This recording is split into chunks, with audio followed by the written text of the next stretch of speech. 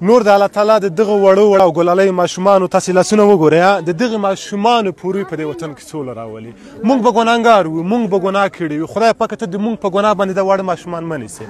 خدای ته په دې وطن باندې ورحمېږي ولې راغلی به د جنګ دپاره د ادم د دغه د قاطي و قیمتي هلته چې جنګ وي نه کار شته نه کاسبي شته نه هلته زندګي کېږي سولې که راځي د دې وختونه دي سره زمونږ په وینو ګریوانو. السلام علیکم دوستانو انشاءالله چې ټول به جوړ روغ وي دوستانو زه نه پوهېږم د کوم درد او د کوم غم نه ونالېږو تاسو باور په خدای وکړئ چې په دې ځایونو کې چې دوی ژوند کې ډېر سخته دی د ژوند ګذران پکې اصلا امکان نه لري خو دوی په دغه کورونو کې چې تاسو دغه خښتې ګورئ دوی حتی د خاوره نه لري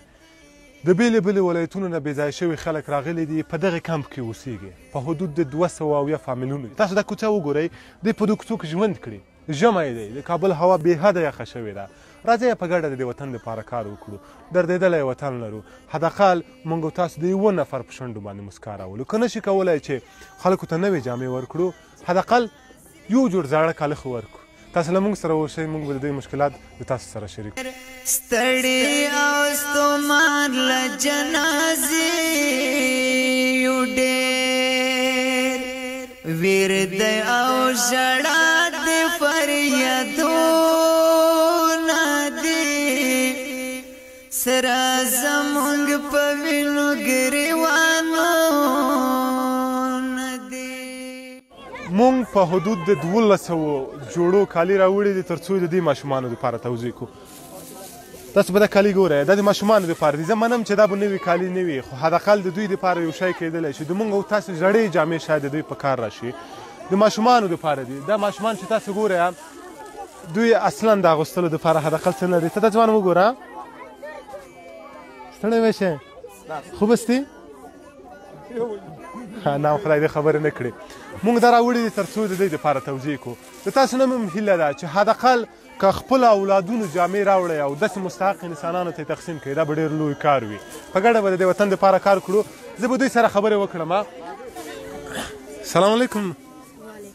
پختو و فارسی فارسی خوب هستین شکر اینجا شما زندگی میکنن اصلا از کجا هستین اصلا از قندوز قندوز هستین باز در قندوز خانه و جای داشتین نه همین تو خیمه داشتیم در اونجا خب از اونجا تو آمدین چرا اینجا آمدین چرا قندوز اینجا آمدیم همین تو غلطیدگی هستیم نه نان خوردن داریم نه چیزی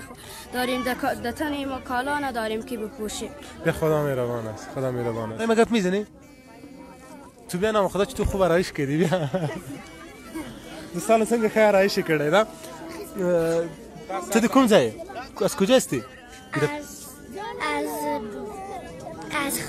از خوست د خوستی دوستانو د هر ولایت نه کډوال راغلي دي دلته د کومو ولایتونو نه بېځایه شوي خلک راغلي دي بسم الله الرحمن الرحیم شروع کړو د خدای په نامه بشک او موږ مهاجرینو چې راغلي یو د مختلفو ولایتونو موږ راغلي یو ولې راغلی به د جنګ دپاره د ادم د دغه د قاطي و قیمتي هلته چې جنګ وي نه کار شته نه کاسبي شته نه هلته زندګي کېږي تمام ورځ جنګ دي خپله مځکه و شیان مو پرېښودل خپله مځکه مو پرېښودلې او مځکه او وطاقونه او زندګي مو همدغسې پرېښودل لوچ هغه راغلو د کیم کې دغه کیم کې یو خوالي شته نور خوالي نشته یو خوال همدغه چې موږ دلته کرایه نه ورکوو فقط همدغه کرایې له خاطره موږ دلته جمع شوي دغه مشکلات دغه مرداري کې پراته یو دا شاوخوا د موږ ټول مرداري دي مجبوري د لاسه مرداري کې موږ پراته یو دا موږ هلکان چې دي دا بیچارهګان چې سبا مونږ چې وکړو باید چې مونځ کوي او بعد چې مثال خبره نه کوي سبا یې وځي یا بجې یا مثال غلطه کې نیسي په کوڅو کې وځي او پلاستیکونه ټولوي او پلاستیک راوړي پلاستیکونه سوزوي ملک صاحب میشه در مورد این کمپی که شما زندگی میکنین بگوین که از کجا مردم آمدن چی میکنن و چرا این کمپ آمدن چرا خانه و زمین و آشیانه تان رها کردین و دیگه این کمپ زندگی میکنین انجینر صاحب محترم میگو از همه چیز سنگ سخت است از سنگ هم مجبوری سخت است ما از دوستی مجبوری از دوستی جنگ زدن از دوستی طوفان از دوستی دربدری خانه سوختن خانه خراب شدن شهید دادن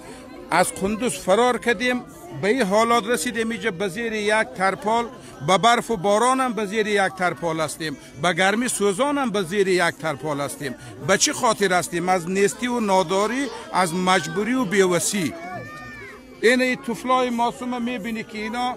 پلاستیک اینا میچینه، کبال اینا جمع میکنه. خب اما هر کدامش که است بجانش یک جوره برای فعلا میبینی کالا داره. اگر امروز که این کالی خود بشوش بود یه مجبور لج میره به داخل خانه میشینه. دیگه واسه توان از ما نیست که به اینا 2 جوره و 3 جوره از بازار بخریم یا به خیاط. کمپ چقدر فامیل هستی کمپی که مسئول شما هست؟ این همی کمپ که مسئولش ما هستم، این ملا صاحب معاونم است، رسمی وکیل خودم هستم. 270 فامیل اینجا ما زندگی میکنیم. خانه و کل چیزتان الا کدین اینجا آمدین؟ جنگ بود خوندز. جنگ بود؟ از خوندوز آمدین؟ ستړي استمان یو زور دالیو سوي پلمبو مو ارمانو چرا آمدین؟ جنگ بود قندوز. جنگ خوب است یا بد؟ بد. چی خوب است؟ چی خوب است؟ همینطور آرامی باشه خوب است. خدا خیر کنه. بیاین کلا ما یک دعا کنیم برای وطن. مولوی صاحب یک دعا میکنیم برای وطن. مولوی صاحب دعا. الحمد لله رب العالمين والعاقبة للمتقين والصلاة والسلام على رسوله الكريم رسوله الأمين. خدا تعالی دی محمد رسول الله صلی الله علیه و آله و سلم اول دی خدای په برکت، دی خدای په رحمت، خدای په کرامت، خداوند تعالی په عزت سره د تاسو په موږ سره تعالی تاسو ته مولوی صاحب زه به مې څه دعا وکم. نور د الله تعالی د دغه وړو او ګلالۍ ماشومانو تاسې لاسونه وګورئ، د دغه ماشومانو پورې په دې وطن کې سوله راولي. موږ به ګناهګار وو، موږ به ګناه کړي وي. خدای پاک ته د موږ په ګناه باندې د واړه ماشومان مه نیسي. خدای ته په دې وطن باندې ورحمېږه. باور په خدای وکړه